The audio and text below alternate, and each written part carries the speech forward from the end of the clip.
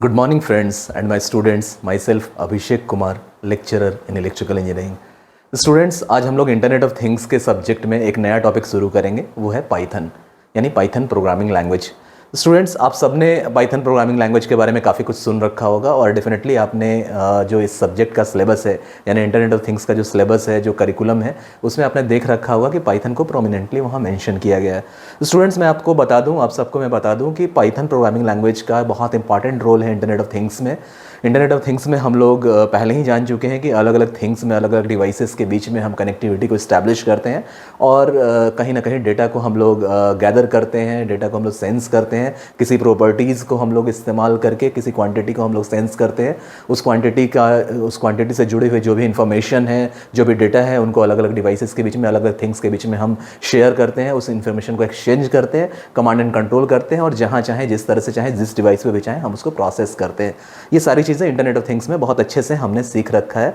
अब होता क्या है स्टूडेंट्स कि डेफिनेटली बहुत सारे थिंग्स को, बहुत सारे मशीन्स को, बहुत सारे डिवाइसेस के बीच में हम कनेक्टिविटी इस्टेब्लिश कर रहे हैं, जिस कनेक्टिविटी को इस्टेब्लिश करने का जरिया इंटरनेट है। वेरियस प्रोटोकॉल्स को, वायर्ड और वायरलेस प्रोटोकॉल्स को इस्तेमाल करके, वेरियस कनेक्टिविटी मॉड्यूल्स को इस्तेमाल करके और अलग अलग डेवलपमेंट बोर्ड्स को इस्तेमाल करके, अलग अलग हार्डवेयर और सॉफ्टवेयर मॉड्यूल्स को इस्तेमाल करके हम कनेक्टिविटी को इस्टेब्लिश करते हैं। डेफिनेटली जब हम कनेक्टिविटी को इस्टेब्लिश करेंगे और मल्टी डायमेंशनल एप्लीकेशंस के लिए हमें डेटा को एक्सचेंज करना है, डेटा को शेयर करना है, डेटा को मैनिपुलेट करना है, तो डेफिनेटली उन थिंग्स के बीच में कनेक्टिविटी इस्टेब्लिश करने के लिए हमें प्रोग्रामिंग लैंग्वेज की ज़रूरत है। क्योंकि हम जो चाह रहे हैं मशीन से काम कराना, हमारा जो इंटेंशन है मशीन से काम कराना, डेफिनेटली मशीन के समझने लायक लैंग्वेज में, मशीन के अंडरस्टैंडेबल लैंग्वेज में हम उसको कन्वर्ट कर सकें, इसके लिए हमें प्रोग्रामिंग की ज़रूरत पड़ती है। और प्रोग्रामिंग में डेफिनेटली हम अपने हिसाब से चीज़ों को मशीन से कराना चाहते हैं, उस हिसाब से हम प्रोग्रामिंग को डिज़ाइन करते हैं। और प्रोग्रामिंग में आगे चल के हम लोग देखेंगे बहुत सारी चीज़ों को कि कैसे इंटरप्रेटर का क्या रोल है, कंपाइलर का क्या रोल है। हम जो प्रोग्रामिंग करेंगे हाई लेवल लैंग्वेज में, उनको एक कंपाइलर मशीन लैंग्वेज में कन्वर्ट करके और ऑब्जेक्ट कोड में कन्वर्ट करके उसको फिर एग्जीक्यूट कराएगा। या फिर इंटरप्रेटर को हम लोग यूज़ कर रहे हैं तो interpreter directly command by command, instruction by instruction उन कमांड्स को एग्जीक्यूट करा के एक्चुअल वर्क कराएगा। ये सारी चीज़ें हम लोग देखेंगे, इन सब चीज़ों का मतलब भी हम लोग समझेंगे कि इंटरप्रेटर क्या है, कंपाइलर क्या है, और प्रोग्रामिंग लैंग्वेज का भी थोड़ा सा बेसिक्स हम लोग सीखेंगे। तो स्टूडेंट्स, आज मैं आपको बता दूं कि प्रोग्रामिंग लैंग्वेज में एक बेहतरीन चीज़ हम लोग कवर करने वाले हैं, एक बेहतरीन प्रोग्रामिंग लैंग्वेज हम लोग कवर करने वाले हैं जो कि पाइथन है। और पाइथन का इंटरनेट ऑफ थिंग्स में एक बहुत बहुत इंपॉर्टेंट रोल है। हालांकि बहुत सारे प्रोग्रामिंग लैंग्वेजेस हैं जिनका इस्तेमाल हम इंटरनेट ऑफ थिंग्स में करते हैं, लेकिन हम देखेंगे आगे चल के और डिटेल से हम लोग देखेंगे कि किस तरह से पाइथन प्रोग्रामिंग लैंग्वेज हमारे लिए, इंटरनेट ऑफ थिंग्स के लिए one of the most suitable programming language है। तो स्टूडेंट्स, आज हम लोग आ जाते हैं पाइथन में। तो पाइथन का बेसिक इंट्रोडक्शन पहले हम लोग कवर कर लें। बेसिक इंट्रोडक्शन में पॉइंट वाइज हम लोग देखेंगे।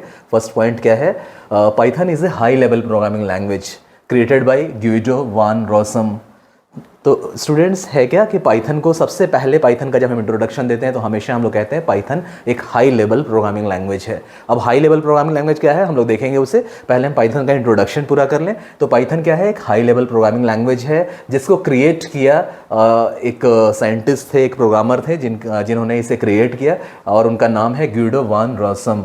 इनको हम लोग फॉन्डली, इनको उस समय के लोग फॉन्डली बड़े प्यार से इनको कहा करते थे benevolent dictator for life. Dictator एक शब्द होता है जो हम लोग यूज़ करते हैं नॉर्मली तानाशाह के लिए। अब होता क्या है स्टूडेंट्स की डिक्टेटर शब्द मन में आने पर एक छवि उभरती है कि हाँ, कोई तानाशाह होगा, कोई क्रूर तानाशाह होगा, क्योंकि तानाशाह का मतलब ही होता है कि अपनी बातों को दूसरों से मनवाना, जो हम चाहें वही हम करा पाएँ। कोई लॉजिक, कोई रूल्स, कोई सेट ऑफ रूल्स, कोई कॉन्स्टिट्यूशन को हम फॉलो ना करें, अपने हिसाब से हम चीज़ों को लेके चलें। तो डेफिनेटली हमारे मन में तानाशाह सुनते हैं क्रूर तानाशाह की छवि आती है। इनको लोग प्यार से गुइडो वान रोसम को लोग प्यार से बेनोवेलेंट डिक्टेटर फॉर लाइफ कहते थे। डिक्टेटर मीन्स तानाशाह, तो लाइफ का डिक्टेटर यानी जिंदगी के तानाशाह, लेकिन ऐसे जो बेनोवेलेंट हो यानी उदार हो। अब तानाशाह तो है यानी अपने रूल्स के हिसाब से चीज़ों को ले चलने की इच्छा उनमें थी, इच्छा शक्ति थी, अपने रूल्स के हिसाब से चीज़ों को अपने लिए मोस्ट सुटेबल बना के ले चलने की उनकी इच्छा हमेशा रहती थी। लेकिन एक उदारता थी कहीं ना कहीं लाइफ को और बेटर बनाने के लिए, कहीं ना कहीं इंजीनियरिंग के एप्लीकेशन को और बेटर बनाने के लिए, कहीं ना कहीं ये कनेक्टिविटी का जो इंपॉर्टेंस है, कनेक्टिविटी का जो रोल है, उसको और भी बेहतर बनाने के लिए ये अपने रूल्स को, अपने लॉजिक को क्रिएट करके चलते थे और लोगों को भी वो करने के लिए प्रोत्साहित करते थे। तो एक नाम दिया गया benevolent benevolent dictator of life. Fondly लोग यानी प्यार से लोग उस समय इन्हें बेनोवेलेंट डिक्टेटर ऑफ लाइफ कहा कहते थे, यानी ज़िंदगी का एक उदार तानाशाह कहते थे। तो उन्होंने सर ग्यूडो वान रोसम ने ये पाइथन को क्रिएट किया। आगे चल के हम लोग कुछ और पॉइंट्स देखते हैं, वो क्या है। पाइथन वाज फर्स्ट रिलीज इन 1991। तो पाइथन को हमेशा ध्यान में रखिएगा स्टूडेंट्स कि पहली बार रिलीज़ किया गया था 1991 में, यानी 1991 में। आगे क्या है, today Python interpreters are available for many operating systems including Windows and Linux.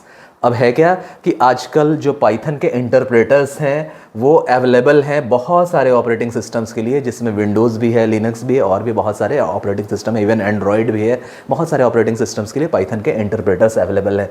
अब इंटरप्रेटर क्या है, तो स्टूडेंट्स मैंने स्टार्टिंग में ही आपको बताया था, या पिछले क्लासेस में भी मैं डिस्कस कर चुका हूँ कि हमारा थिंग्स के बीच में जो हम कनेक्टिविटी स्टैब्लिश कर रहे हैं, अलग अलग डिवाइसेस के बीच में, अलग अलग मशीन्स के बीच में, अलग अलग थिंग्स के बीच में, तो हमारा इरादा क्या है। जैसे सपोज दैट हम सेंसर डिज़ाइन कर रहे हैं, humidity sensor, soil moisture sensor अगर हम डिज़ाइन कर रहे हैं, तो सॉइल मॉइस्चर सेंसर अगर हम डिज़ाइन कर रहे हैं तो हमारा इरादा है कि हम एक ऐसा डिवाइस डिज़ाइन करें जिसमें सेंसर्स हो, जिसमें ट्रांसड्यूसर्स लगे हों, जिसमें डेटा को एक्सचेंज करने का मॉड्यूल्स लगा हो, कनेक्टिविटी प्लेटफॉर्म्स जैसे ब्लूटूथ वायरलेस लगा हो, और इससे जो हम किसी सॉइल के सैंपल का मॉइस्चर लेवल जो सेंस कर रहे हैं उस डेटा को हम एक्सचेंज कर सकें अलग अलग डिवाइसेस के बीच में, उस डेटा को जहाँ चाहे हम यूटिलाइज कर सकें, उस जहाँ चाहे उस डेटा को मैनिपुलेट कर सकें, ठीक है, और उन डिवाइसेस से हम कमांड एंड कंट्रोल कर सकें। तो इन चीज़ों को डिज़ाइन करने के लिए जो भी हार्डवेयर प्लेटफॉर्म्स हैं, जो भी मशीन्स का हम इस्तेमाल कर रहे हैं, तो हमारा इरादा क्या है, जो हम कराना चाह रहे हैं वो मशीन कैसे समझे।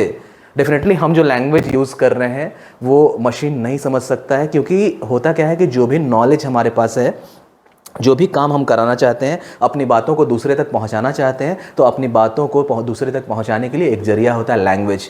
डेफिनेटली लैंग्वेज ऐसा होना चाहिए कि हम जो बोल रहे हैं या हम हमारे मन में जो विचार हैं वो दूसरों तक हम पहुंचाएं, तो डेफिनेटली हम जिस लैंग्वेज का इस्तेमाल करें दूसरा भी वो लैंग्वेज समझ पाने में सक्षम हो, उसका मतलब निकाल पाने में सक्षम हो। तो होता क्या है कि हम लोग बहुत सारे लैंग्वेजेस यूज़ करते हैं। आपने देखा है कि अलग अलग कंट्रीज़ में अलग अलग लैंग्वेजेस हैं। इवन एक सिंगल कंट्री में, जैसे हमारा कंट्री इंडिया है, यहाँ भी बहुत सारे लैंग्वेजेस यूज़ होते हैं। डेफिनेटली अगर हम कन्नड़ नहीं जानते हैं और किसी कन्नड़ भाषी से कम्युनिकेट करना चाहें, तो अगर हम कन्नड़ नहीं जानते हैं और वो अगर हमारे सामने जो है वो अगर कन्नड़ जानता है, तो डेफिनेटली कम्युनिकेट करना मुश्किल होगा। हमें तलाशना होगा एक ऐसा लैंग्वेज जो दोनों ही को समझ में आए।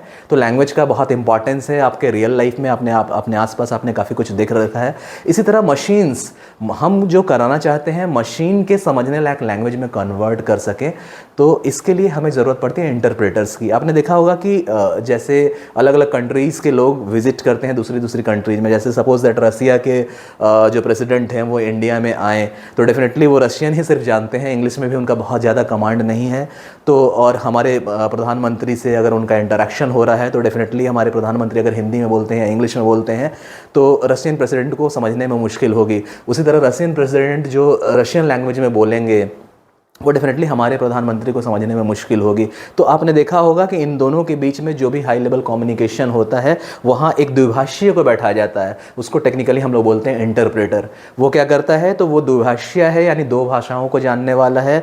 वो हिंदी को भी समझ रहा है, वो रशियन को भी समझ रहा है। रशियन प्रेसिडेंट जो बोल रहे हैं उसको रशियन लैंग्वेज में बोली हुई चीज़ों को, उन रशियन लैंग्वेज में बोली हुई चीज़ों को वो हिंदी में कन्वर्ट करके हमारे प्राइम मिनिस्टर को बता पा रहा है, और हमारे प्राइम मिनिस्टर जो हिंदी में बोल रहे हैं उसको रशियन में कन्वर्ट करके वो रशियन प्रेसिडेंट को बता पा रहा है। ये रोल होता है इंटरप्रेटर का, यानी इंटरप्रेटर हमारे लैंग्वेज को कन्वर्ट कर सके मशीन के समझने वाले लैंग्वेज में। तो इंटरप्रेटर एक सॉफ्टवेयर है जिसको हम लोग इस्तेमाल करते हैं। इंटरप्रेटर एक एप्लीकेशन है। इंटरप्रेटर एक सेट ऑफ हम लोग कह सकते हैं कि कमांड को एग्जीक्यूट कराने वाला एक सॉफ्टवेयर है जिसको हम लोग इस्तेमाल करते हैं अपने प्रोग्रामिंग लैंग्वेजेस के साथ। ये इंटरप्रेटर करता क्या है कि प्रोग्रामिंग लैंग्वेज में हमने जो एक पैटर्न पे हमने एक प्रोग्रामिंग लैंग्वेज के हिसाब से जो प्रोग्रामिंग की, अपने इंस्ट्रक्शंस को लिखा हमारे समझने लायक लैंग्वेज में, उसको वो मशीन के द्वारा काम कराता है। और कंपाइलर का रोल भी इससे मिलता जुलता होता है। आगे हम लोग और डिटेल से देखेंगे कंपाइलर क्या करता है, इंटरमीडिएट मशीन कोड में उन हमारे प्रोग्रामिंग लैंग्वेज को कन्वर्ट करता है सो दैट उस मशीन लैंग्वेज के हिसाब से, मशीन लैंग्वेज क्या है, ऑब्जेक्ट कोड भी हम लोग उसको बोलते हैं, मशीन लैंग्वेज भी क्या है, तो मशीन लैंग्वेज एक बाइनरी कोड सिस्टम है और डेफिनेटली हमारे सारे मशीन्स जिनको हम प्रोग्रामिंग से कोई टास्क एग्जीक्यूट कराते हैं वो बाइनरी कोड पर वर्क करते हैं। जो हमारा डिजिटल सिस्टम है 0 और 1 वाला, यानी ऑफ स्टेट और ऑन स्टेट वाला बाइनरी कोड सिस्टम, उसमें वो कन्वर्ट करता है, इंटरप्रेटर वो कन्वर्ट करता है हमारे दिए हुए इंस्ट्रक्शन को या सेट ऑफ इंस्ट्रक्शन को, और मशीन 1 बाय 1 उन सारे काम को हमारे लिए कर पाता है, करा पाता है। तो स्टूडेंट्स इसी तरह तो हम लोग आगे देखेंगे, आगे हम लोग और भी डिटेल से देखेंगे।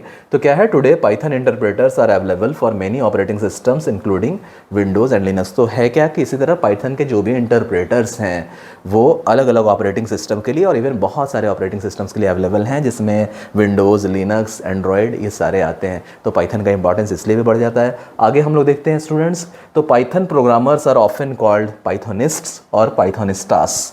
तो होता क्या है कि पाइथन के प्रोग्रामर्स को हमने एक टिपिकल टर्मिनोलॉजी, अपनी टर्मिनोलॉजी में हमने एक टिपिकल नेम दिया है कि पाइथन के जो प्रोग्रामर्स हैं उनको पाइथोनिस्ट्स के नाम से जाना जाता है या पाइथोनिस्टास के नाम से जाना जाता है।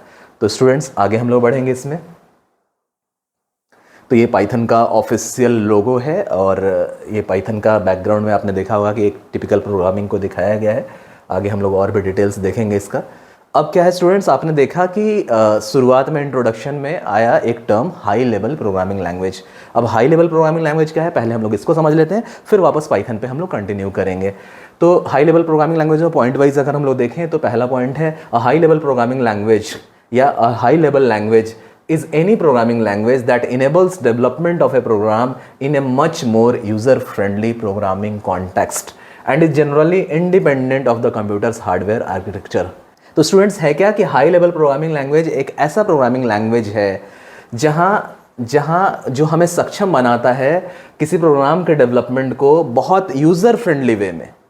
तो बहुत सारे अभी डिटेल्स आएंगे, बहुत सारे डेफिनेशंस में बहुत सारे पॉइंट्स आएंगे, एक एक करके हम लोग अगर देखें हाई लेवल प्रोग्रामिंग लैंग्वेज को समझना चाहें तो हम लोग शुरुआत में कह सकते हैं कि एक हाई लेवल लैंग्वेज एक ऐसा प्रोग्रामिंग लैंग्वेज है जो किसी प्रोग्राम के डेवलपमेंट को मच मोर यूज़र फ्रेंडली बनाता है, बहुत ज़्यादा यूज़र फ्रेंडली बना देता है और प्रोग्रामिंग के कॉन्टेक्स्ट में, और साथ साथ ये इंडिपेंडेंट है कंप्यूटर के हार्डवेयर आर्किटेक्चर से। मतलब कंप्यूटर का हार्डवेयर प्लेटफॉर्म या जो भी थिंग्स हम यूज़ कर रहे हैं, डेफिनेटली अलग अलग थिंग्स को, अलग अलग डिवाइसेस के बीच में हम कनेक्टिविटी स्टैब्लिश कर रहे हैं। हम वेरिएबल्स को भी कनेक्ट कर रहे हैं, हम मोबाइल्स को भी कनेक्ट कर रहे हैं, हम कंप्यूटर्स को भी कनेक्ट कर रहे हैं, हम सेंसर्स को भी कनेक्ट कर रहे हैं, हम इस तरह से बहुत सारे डिवाइसेस को कनेक्ट कर रहे हैं। डेफिनेटली सारे डिवाइसेस के हार्डवेयर प्लेटफॉर्म्स अलग अलग हैं। तो हाई लेवल प्रोग्रामिंग लैंग्वेज में ये प्रोग्रामिंग लैंग्वेज हमारे लिए यूज़र फ्रेंडली होता है और इंडिपेंडेंट होता है किसी भी कंप्यूटर के आर्किटेक्चर से। यानी कंप्यूटर का हार्डवेयर आर्किटेक्चर कुछ भी हो, इससे ये इंडिपेंडेंट है, उससे उसको कुछ खास मतलब नहीं है। प्रोग्रामिंग लैंग्वेज अपनी तरह से वर्क करता है, कोई भी हार्डवेयर प्लेटफॉर्म पे हम इसको आसानी से इस्तेमाल कर सकते हैं, इसलिए डेफिनेटली ये यूज़र फ्रेंडली भी है। आगे हम लोग देखते हैं, a high level language has a higher level of abstraction from the computer and focuses more on the programming logic rather than underlying hardware components such as memory addressing and register utilization। तो अगले point में अगर हम लोग समझें detail से, तो high level language वो लैंग्वेज है जहां हम लोग एक कंप्यूटर से हायर लेवल ऑफ एब्स्ट्रक्शन यानी अलग अलग वैरायटी ऑफ टास्क को एग्जीक्यूट कराना अपनी इच्छा से। एब्स्ट्रक्ट क्या होता है, अमूर्त रूप में, यानी किसी चीज़ को हम क्रिएट करें अपनी इच्छा से, अपने मन से कुछ नया हम लोग क्रिएट करें, कुछ अलग हम लोग क्रिएट करें, एब्स्ट्रक्ट हम लोग क्रिएट करें, मतलब किसी भी तरह का हार्डवेयर कंप्यूटर के हार्डवेयर से हम इस्तेमाल करें, तो हाई लेवल लैंग्वेज को हम लोग इस्तेमाल करते हैं। और हाई लेवल लैंग्वेज फोकस करता है ज़्यादा प्रोग्रामिंग लॉजिक पे, यानी हाई लेवल लैंग्वेज का फोकस मेनली प्रोग्रामिंग के लॉजिकल वर्क पे होता है, लॉजिक पे होता है, न कि उसके हार्डवेयर मॉड्यूल पे। और हार्डवेयर मॉड्यूल में भी खासकर कि हार्डवेयर में हम चीज़ों को या हम अपने डेटा को किस मेमोरी लोकेशन या किस एड्रेसिंग में या किस रजिस्टर का उपयोग करके हम मेमोरी को सेव कर रहे हैं, इससे high level programming language independent होता है, उसका कुछ खास मतलब नहीं होता है। यानी किसी भी तरह का रजिस्टर यूज़ करके वहाँ मेमोरी में किसी भी तरह के मेमोरी को यूज़ करके डेटा को स्टोर किया जा रहा है, इससे हाई लेवल प्रोग्रामिंग लैंग्वेज पर कुछ खास फर्क नहीं पड़ता है। High level programming language in सबसे ऊपर हटके ये फोकस करता है प्रोग्रामिंग लॉजिक पे। नेक्स्ट में हम लोग आ जाते हैं, high level language does not require addressing hardware constraints when developing a program. तो हाई लेवल प्रोग्रामिंग लैंग्वेज क्या है? हाई लेवल प्रोग्रामिंग लैंग्वेज को एड्रेसिंग का जो कॉन्स्टेंट्स है ना, एड्रेसिंग की रुकावटें, एड्रेसिंग की बेड़ियां हैं, उससे कोई मतलब नहीं होता, उससे वो इंडिपेंडेंट है। However every single program written in high level language must be interpreted into machine language before being executed by the computer. और है क्या कि साथ साथ एक कंडीशन ये है कि डेफिनेटली हर हाई लेवल प्रोग्रामिंग लैंग्वेज में हर एक सिंगल प्रोग्राम को हाई लेवल प्रोग्रामिंग लैंग्वेज में लिखे हर एक सिंगल इंस्ट्रक्शन को इंटरप्रेट करने की ज़रूरत पड़ती है मशीन लैंग्वेज में। मशीन लैंग्वेज डेफिनेटली जो हम प्रोग्रामिंग लैंग्वेज यूज़ कर रहे हैं ना, जो हम सोर्स कोड यूज़ कर रहे हैं, वो ऐसे लैंग्वेज में है जिससे हम समझ सकें, और डेफिनेटली हमें मशीन से टास्क एग्जीक्यूट कराना है। तो इंटरप्रेटर क्या करेगा, हमारे समझने वाले लैंग्वेज को मशीन लैंग्वेज में कन्वर्ट करेगा, यानी ऑब्जेक्ट कोड में कन्वर्ट करेगा, यानी बाइनरी कोड में कन्वर्ट करेगा, क्योंकि हमारा मशीन रिस्पॉन्ड करेगा उन बाइनरी कोड्स पे। हमारे मशीन डिजिटल सिस्टम में दो ही चीज़ों पर डिपेंड करते हैं, ऑन स्टेट और ऑफ स्टेट, यानी 0 और 1 पे, यानी बाइनरी कोड पे उनकी फंक्शनलिटी होती है। तो डेफिनेटली हमारे समझने लायक लैंग्वेज को कोई भी इंटरप्रेटर मशीन लैंग्वेज में कन्वर्ट करेगा, यानी बाइनरी कोड में कन्वर्ट करेगा। तो डेफिनेटली आपके हाई लेवल लैंग्वेज में हर एक इंस्ट्रक्शन को, हर एक सेट ऑफ इंस्ट्रक्शन को इंटरप्रेटर्स के द्वारा मशीन लैंग्वेज में कन्वर्ट करने की ज़रूरत पड़ती है। इस काम को और बेटर करा सकता है कंपाइलर्स। आगे चल के हम लोग देखेंगे इंटरप्रेटर्स क्या है, कंपाइलर्स क्या है, दोनों के बीच में डिफरेंस क्या है, और दोनों का इस्तेमाल कहाँ कहाँ होता है, ये भी हम लोग देखेंगे। तो ये सारी चीज़ें प्रोग्रामिंग लैंग्वेज के बारे में है। अब हम लोग एग्जांपल देख लें कि इसमें हाई लेवल प्रोग्रामिंग लैंग्वेज में कौन कौन से लैंग्वेजेस आते हैं। तो बेसिक, सी प्लस प्लस और जावा, ये सब पॉपुलर एग्जाम्पल हैं हाई लेवल लैंग्वेजेस के। तो स्टूडेंट्स आगे हम लोग कंटिन्यू करेंगे। तो अब हम लोग आ जाते हैं जो वर्ड हमने अभी तक बार बार यूज़ किया, इंटरप्रेटर। और मैंने आपको बताया कि इंटरप्रेटर और कंपाइलर दोनों को हम लोग समझेंगे, दोनों का अंतर भी हम लोग देखेंगे, यानी दोनों के बीच के डिफरेंसेस को भी हम लोग देखेंगे। तो स्टूडेंट्स आ जाते हैं हम लोग उन टॉपिक्स पे, कंपाइलर और इंटरप्रेटर पे। अब ये है क्या, तो हम लोग देख लेते हैं। Compiler and interpreter are two different ways to translate a program from programming or scripting language into a machine language. तो स्टूडेंट्स मैंने आपको बता रखा है इस लेक्चर के स्टार्टिंग में भी और पहले भी मैंने आपको बता रखा है कि डेफिनेटली हम लोग जो लैंग्वेज का इस्तेमाल करते हैं इसलिए कि हम सामने वाले को अब हमारे मन में क्या चल रहा है, या हमारा इरादा क्या है, या हमारे जो विचार हैं वो सामने वाले तक पहुंचा सकें लैंग्वेज का इस्तेमाल करके। डेफिनेटली अगर दो लोग आपस में इंटरेक्शन कर रहे हैं, दो लोग आपस में अगर बात कर रहे हैं और दोनों एक पर्टिकुलर लैंग्वेज को समझते हैं, तो ये परेशानी बहुत आसान हो जाती है, ये हमारा टारगेट बहुत आसान हो जाता है। हम आसानी से अपने विचारों का आदान प्रदान कर सकते हैं, क्योंकि हम जो बोल रहे हैं जिस लैंग्वेज में, वो डेफिनेटली सामने वाले को समझ में आ रहा है, और सामने वाला जिस लैंग्वेज में बोल रहा है वो हमें समझ में आ रहा है। तो हम इस तरह से इन्फॉर्मेशन का एक्सचेंज कर सकते हैं। लेकिन अभी थोड़ी देर पहले मैंने आपको एग्जाम्पल दिया था कि दूसरे कंट्री के लोग जो आते हैं, जो एक पर्टिकुलर भाषा को ही जानते हैं और हम एक दूसरे भाषा को जानते हैं, तो हमारे बीच में इंटरेक्शन करना बहुत मुश्किल होता है। तो ऐसे सिचुएशंस में जब हाई लेवल टॉक्स हो रहे हो, अलग अलग देशों के अध्यक्ष जो आपस में बात कर रहे हो, कहीं के प्राइम मिनिस्टर, कहीं के प्रेसिडेंट आपस में बात कर रहे हो, और उन दोनों का मदर लैंग्वेज या उन दोनों के समझ सकने वाला लैंग्वेज, बोल सकने वाला लैंग्वेज अगर अलग अलग है, तो डेफिनेटली उनके बीच में इंटरेक्शन होगा। तो हम लोग क्या करते हैं, एक इंटरप्रेटर को यानी एक द्विभाषी को बैठाते हैं। वो क्या करता है, सिंपल ट्रांसलेशन करता है। वो दोनों भाषाओं का जानकार है, और एक पर्सन जो कुछ बोल रहे हैं उनको वो दूसरे लैंग्वेज में कन्वर्ट करके, दूसरे पर्सन के समझने लायक लैंग्वेज में कन्वर्ट करके वो बोलता है। और फिर पहले वाले जो पर्सन यानी दूसरे वाले जो पर्सन है, वो जो कुछ बोल रहे हैं उनको वो ट्रांसलेट करके दूसरे वाले के समझने लायक लैंग्वेज में कन्वर्ट करके, तो ये रोल होता है इंटरप्रेटर का। तो इंटरप्रेटर और आगे अभी हम लोग देखेंगे कंपाइलर, दोनों का ही काम ट्रांसलेट करना है या कन्वर्ट करना है एक लैंग्वेज को दूसरे लैंग्वेज में, लेकिन दोनों में थोड़ा सा बेसिक डिफरेंस होता है, ये हम लोग देखेंगे। तो डेफिनेटली यहाँ पे क्या है, compiler interpreter are two different ways to translate a program from programming or scripting language to machine language. अब डेफिनेटली यहाँ क्या है, तो यहाँ प्रोग्रामिंग लैंग्वेज का हम लोग इस्तेमाल क्यों करते हैं, तो हमारा जो इरादा है, हम जो मशीन से जो काम कराना चाहते हैं, जो टास्क एग्जीक्यूट कराना चाहते हैं, उसको मशीन के समझने लायक लैंग्वेज में कन्वर्ट कर सकें। इस काम के लिए मशीन के समझने लायक लैंग्वेज में हमारे लैंग्वेज को कन्वर्ट करने के लिए हम दो चीज़ों का सहारा लेते हैं, और वो दो चीज़ें हैं कंपाइलर और इंटरप्रेटर। तो डेफिनेटली कंपाइलर और इंटरप्रेटर दो अलग अलग तरीका है, टू डिफरेंट वेज है to translate a program from programming or scripting language to machine language. और डेफिनेटली अपने लैंग्वेज को हम कन्वर्ट करेंगे मशीन लैंग्वेज में, यानी ऑब्जेक्ट कोड में, यानी बाइनरी कोड में। और डेफिनेटली हमारा मशीन बाइनरी कोड के हिसाब से ही टास्क को एग्जीक्यूट कराता है। तो कंपाइलर और इंटरप्रेटर क्या है, टू डिफरेंट वेज है to translate a program from programming scripting language to machine language, यानी कंपाइलर और इंटरप्रेटर दो तरीके हैं जिनसे हम एक प्रोग्राम को अपने लैंग्वेज से मशीन लैंग्वेज में ट्रांसलेट कर सकें।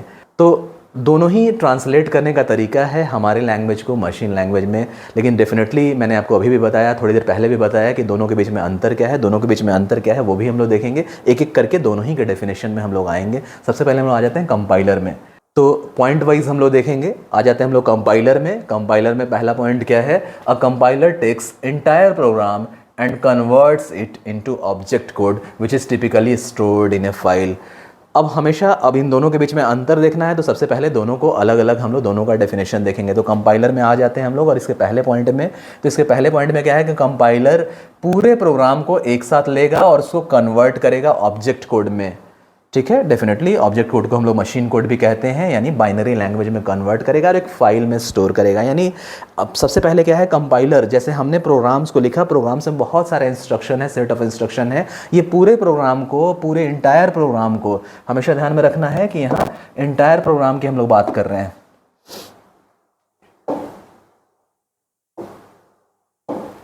तो ये क्या करेगा, अ कंपाइलर टेक्स इंटायर प्रोग्राम, ये पूरे प्रोग्राम को लेगा और उसको कन्वर्ट करेगा ऑब्जेक्ट कोड में, और ऑब्जेक्ट कोड में यानी मशीन कोड में यानी बाइनरी लैंग्वेज में कन्वर्ट करेगा और उसको टिपिकली स्टोर करेगा एक फाइल में।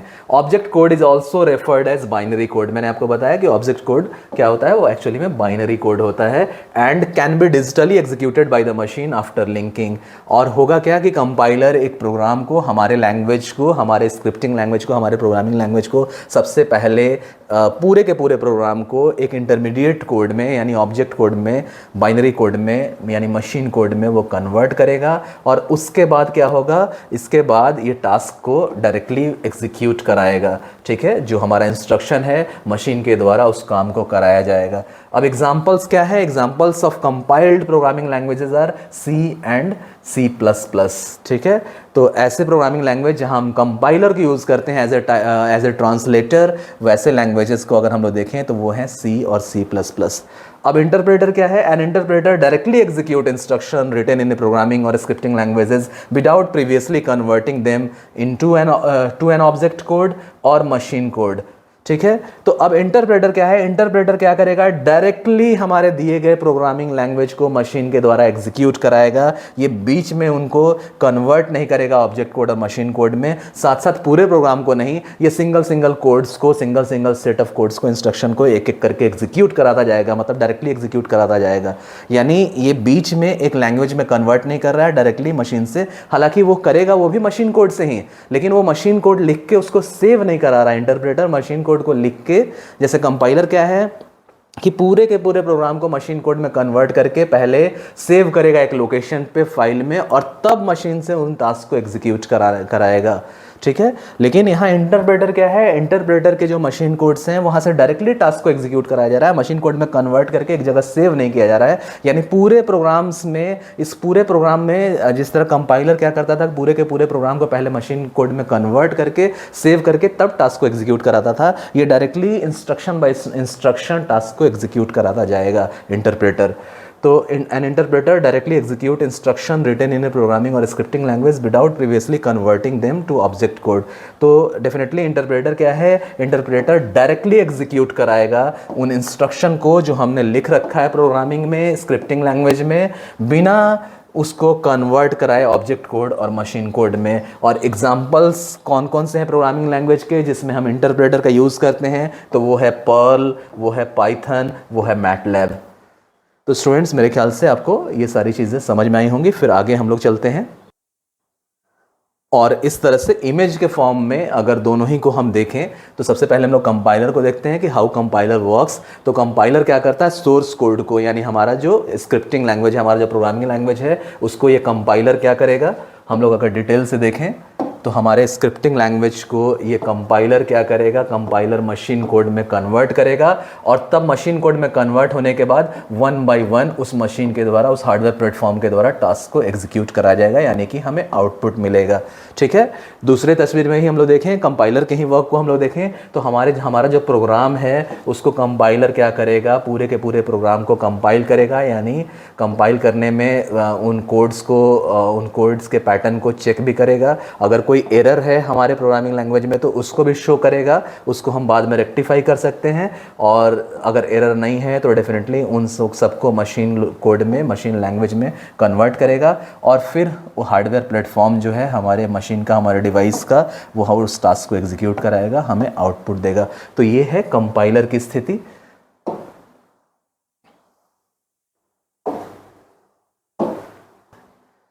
और इसी तरह हम लोग देख लें इंटरप्रेटर को, तो इसमें क्या है, हाउ इंटरप्रेटर वर्क्स। तो इंटरप्रेटर के केस में क्या है, इंटरप्रेटर के केस में जो सोर्स कोड है, इंटरप्रेटर के केस में जो सोर्स कोड है, यानी हमारा जो स्क्रिप्टिंग लैंग्वेज है, हमारा प्रोग्रामिंग लैंग्वेज है, उसको इंटरप्रेटर क्या करेगा, डायरेक्टली आउटपुट में कन्वर्ट करेगा। डायरेक्टली क्या करेगा इंटरप्रेटर, डायरेक्टली हमारे सर्किट को, हमारे जो हार्डवेयर प्लेटफॉर्म है उसको, इंस्ट्रक्शंस को एग्जीक्यूट कराएगा और हमारा जो हार्डवेयर है वो डायरेक्टली टास्क को एग्जीक्यूट करा के हमें आउटपुट देगा। डेफिनेटली एक चीज़ हमेशा ध्यान में रखना है स्टूडेंट्स कि यहाँ भी मशीन कोड में कन्वर्शन हो रहा है, लेकिन वो मशीन कोड में कन्वर्शन होके फिर सेव होके फिर टास्क को एग्जीक्यूट कराने वाला झंझट नहीं है। यानी कंपाइलर क्या कर रहा है, कंपाइलर पूरे के पूरे प्रोग्रामिंग कोड को, जिसमें बहुत सारे कोड्स हैं, बहुत सारे इंस्ट्रक्शंस हैं, बहुत सारे अलग अलग टास्क का समावेश है जिनको हमने उस पूरे प्रोग्रामिंग में हमने डिज़ाइन कर रखा है, उन सब को पहले कंपाइल करके वो मशीन कोड में कन्वर्ट करके सेव करेगा और तब जो हार्डवेयर है उस टास्क को एग्जीक्यूट कराएगा। लेकिन इंटरप्रेटर में क्या है कि पूरे प्रोग्रामिंग कोड से नहीं मतलब है, एक एक इंस्ट्रक्शन को डायरेक्टली वो एग्जीक्यूट कराया जाएगा। हालांकि इस बीच में मशीन कोड में कन्वर्शन होगा, क्योंकि मशीन रिस्पॉन्ड करेगा बाइनरी कोड्स पे ही, मशीन रिस्पॉन्ड करेगा ऑन और ऑफ स्टेट पे ही, मशीन कोड ही चाहिए उसको टास्क एग्जीक्यूट कराने के लिए। तो मशीन कोड में कन्वर्शन तो है लेकिन वो कहीं सेविंग नहीं है, यानी ये स्टेप की ज़रूरत, डायरेक्टली चीज़ों को हम करा पा रहे हैं। यानी ये डायरेक्टली सोर्स कोड से इंटरप्रेटर आउटपुट को देगा, यानी मशीन से टास्क एग्जीक्यूट कराएगा। यानी सोर्स कोड जो है हमारा हाई लेवल लैंग्वेज है, वहाँ इंटरप्रेटर का इस्तेमाल करके सीधे एग्जीक्यूटेबल कोड में हम कन्वर्ट करेंगे। हालांकि वो एग्जीक्यूटेबल कोड भी बाइनरी कोड ही होगा, लेकिन इसको हम कहीं नहीं सेव कर रहे हैं, ना इस स्टेप पे हम रुक रहे हैं, ना सारे कोड्स को एक साथ पढ़ने का, कन्वर्ट करने का, इंटरप्रेट करने का हम इंतजार कर रहे हैं। एक एक कोड को लेके सीधे सीधे एग्जीक्यूट कराते जा रहे हैं और हमें टास्क मिल रहा है। एक साइकिल हुआ, फिर नेक्स्ट इंस्ट्रक्शन, फिर अगला साइकिल गया, अगला इंस्ट्रक्शन गया, फिर एक टास्क एग्जीक्यूट हुआ, फिर नेक्स्ट इंस्ट्रक्शन के लिए वेट हुआ, अगला साइकिल गया, फिर एक टास्क एग्जीक्यूट हुआ। इस तरह से डायरेक्टली 1 बाय 1 हर एक कमांड को एग्जीक्यूट कराता जाएगा हमारा इंटरप्रेटर। तो इस तरह से मेरे ख्याल से ये कंपैरिजन भी आपको समझ में आया होगा स्टूडेंट्स। और बेटर अंडरस्टैंडिंग के लिए हम लोग एक और कंपैरिजन लेके चलते हैं जहां और अच्छे से चीज़ें आपको समझ में आएंगी। ये कंपैरिजन चार्ट है, कंपैरिजन टेबल है, जहां कंपाइलर और इंटरप्रेटर को हमने कंपेयर किया है। तो यहाँ हम लोग देख लें कंपाइलर क्या है, 1 बाय 1 दोनों को हम लोग देखते चलेंगे, दोनों के एक एक पॉइंट को हम लोग देखते चलेंगे। कंपाइलर में क्या है, compiler takes the entire program in 1 go. तो मैंने आपको पहले ही बताया कि कंपाइलर पूरे के पूरे एंटायर प्रोग्राम को एक बार में लेके चलता है और उसको कंपाइलर मशीन कोड में कन्वर्ट करता है। लेकिन इंटरप्रेटर क्या करेगा, तो इंटरप्रेटर के बारे में बहुत क्लियर है, an interpreter takes a single line of code at a time. मैंने आपको पहले ही बताया कि ये पूरे प्रोग्राम के लिए इंटरप्रेटर को वेट करने की ज़रूरत नहीं है, पूरे प्रोग्राम को इंटरमीडिएट लैंग्वेज में यानी मशीन कोड में कन्वर्ट करने की ज़रूरत नहीं है। ये क्या करेगा, सिंगल लाइन ऑफ कोड को एक बार में लेगा, उसको प्रोसेस कराएगा, उसका टास्क एग्जीक्यूट कराएगा, फिर दूसरे लाइन ऑफ कोड को लेगा, उसका टास्क एग्जीक्यूट कराएगा। ये लगातार साइकिल्स चलता रहेगा। फिर आ जाते हैं हम लोग कंपाइलर में। कंपाइलर में क्या है, the compiler generates an intermediate machine code. तो डेफिनेटली कंपाइलर एक इंटरमीडिएट मशीन कोड जनरेट करेगा आपके प्रोग्रामिंग लैंग्वेज की स्क्रिप्टिंग के हिसाब से। लेकिन इंटरप्रेटर क्या करेगा, interpreter never produces an intermediate machine code. ठीक है, तो ये मशीन कोड को जनरेट नहीं करेगा, ये डायरेक्टली टास्क को एग्जीक्यूट कराएगा। फिर आ जाते हैं हम लोग कंपाइलर में। कंपाइलर में थर्ड पॉइंट में इसमें क्या है, the compiler is best suited for production environment. जो प्रोडक्शन इन्वायरमेंट होता है ना, जहाँ चीज़ों को हम डेवलप करते हैं, वहाँ के लिए सबसे सूटेबल है कंपाइलर को यूज़ करना। और इंटरप्रेटर क्या है, an interpreter is best suitable for a software development environment. अब इंटरप्रेटर सबसे ज़्यादा सुटेबल है ऐसे माहौल में, ऐसे सिचुएशन में, ऐसे जगहों पे जहाँ सॉफ्टवेयर का डेवलपमेंट हम लोग कर रहे हैं। ठीक है, फोर्थ नंबर पॉइंट पे हम लोग आ जाते हैं। हम लोग देखते हैं कंपाइलर के केस में, the compiler is used by programming languages such as C, C plus plus, C sharp, Scala, Java etcetera. ठीक है, तो कंपाइलर को हम लोग कौन कौन से प्रोग्रामिंग लैंग्वेज में हम लोग यूज़ करते हैं? तो कंपाइलर को हम लोग सी में, सी प्लस प्लस में, सी शार्प में, स्कैला में, जावा में, इन सब प्रोग्रामिंग लैंग्वेज में हम लोग यूज़ करते हैं। वहीं इंटरप्रेटर को हम लोग यूज़ करते हैं जिन प्रोग्रामिंग लैंग्वेज में, वो हैं Python, PHP, Perl, Ruby etcetera. तो स्टूडेंट्स, ये एक कंपैरिजन था, होप आपको समझ में आया होगा कंपाइलर और इंटरप्रेटर के बीच का डिफरेंस।